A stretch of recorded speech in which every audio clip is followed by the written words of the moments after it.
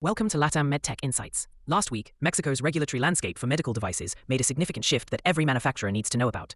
On January 15, 2026, a reform to the General Health Law was published, officially updating Article 376. This key change extends the validity of medical device sanitary registration renewals from 5 years to 10 years. This is a monumental change. For years, the 5-year renewal cycle has been a constant, resource-intensive part of maintaining market access in Mexico. Now, COFEPRIS, the Mexican regulatory body, has effectively doubled the life cycle of a registration, signaling a major move to streamline processes and reduce the administrative burden on manufacturers. So, what does this mean in practical terms? First, it offers significant long-term cost savings. The reduction in renewal fees and associated consulting expenses over a decade is substantial. Second, it provides greater predictability and stability for businesses. A 10-year registration period allows companies to focus more on market development, innovation, and post-market activities, rather than being caught in a perpetual cycle of regulatory paperwork.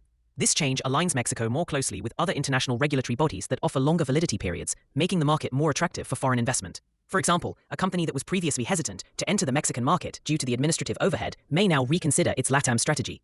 However, this change also brings new strategic questions. A longer registration period will likely be accompanied by increased expectations for post-market surveillance and vigilance. With a device approved for a decade, COFEPRIS will expect robust systems for tracking device performance, reporting adverse events, and managing any necessary updates or recalls. Companies cannot afford to become complacent. The focus must shift from maintaining registration to maintaining compliance over the long term.